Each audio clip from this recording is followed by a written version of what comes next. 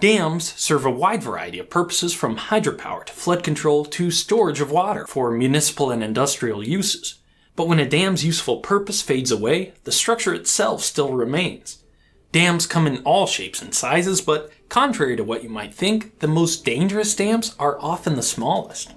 A lowhead dam, sometimes simply called a weir, is a small structure that impounds a small amount of water across the width of a river or stream.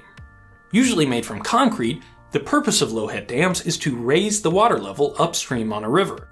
This can assist with navigation of the channel by boats, create a drop for generating hydropower, and make water available at intakes for water supply and irrigation. Thousands of these structures have been constructed over the years to take advantage of natural watercourses and rivers.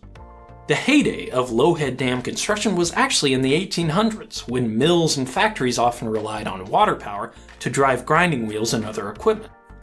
This was at a time when moving water was the most consistent source of power available in large quantities before the widespread adoption of electricity.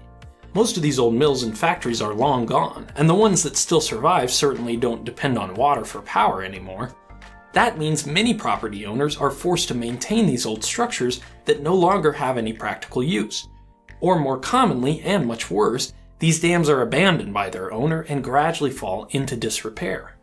In the US, dam safety regulations focus primarily on the possibility of a dam breaching and causing a flood wave downstream. But because lowhead dams are relatively short, a breach poses minimal danger, so most states don't keep track of these small structures. And especially if they've been abandoned, it can be difficult to enforce maintenance regulations on their owners. But even though they pose little danger in the event of a breach, lowhead dams create a public safety issue that has caused more fatalities in the US than all dam failures in the past 20 years.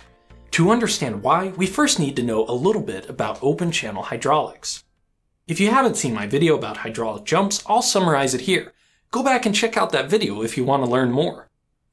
Open channel flow, that's flow that's not confined within a pipe, has a very important property related to its velocity that governs its behavior.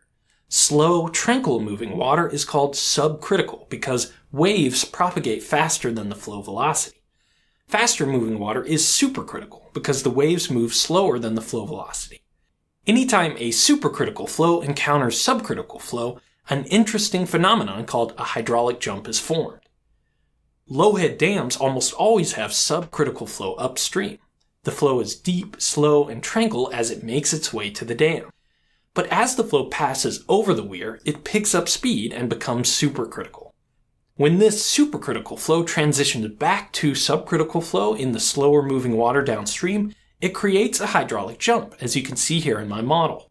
It's easy to see why these types of structures could pose a threat to those using the waterway for recreation.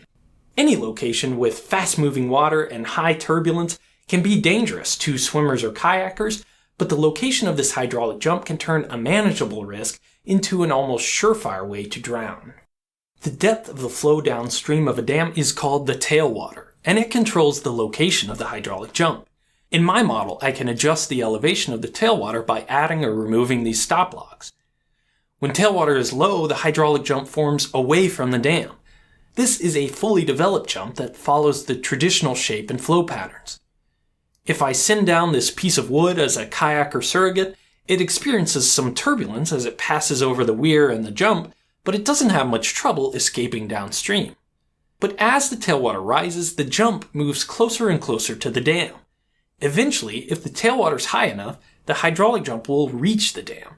This condition is called a submerged or drown jump. It may look fairly innocuous, but this is when things get dangerous. Let's send our kayaker surrogate down to see why.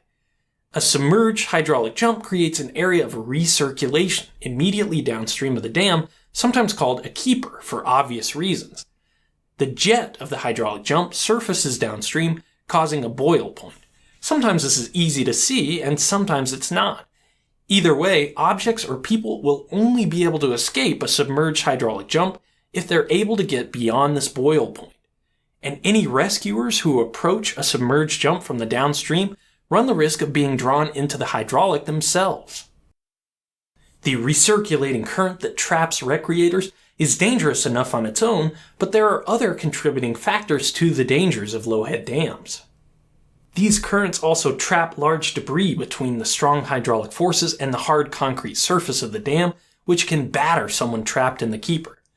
The water's often cold, increasing the potential for hypothermia and further disorientation. The turbulence of the hydraulic jump entrains a lot of air, reducing the buoyancy of a swimmer. And low-head dams often span the entire width of a river, meaning there's no still water nearby that can be used as a safe haven. This is exactly why the Low-Head Dam is called the perfect drowning machine. All these factors added together create a situation that's almost impossible to survive.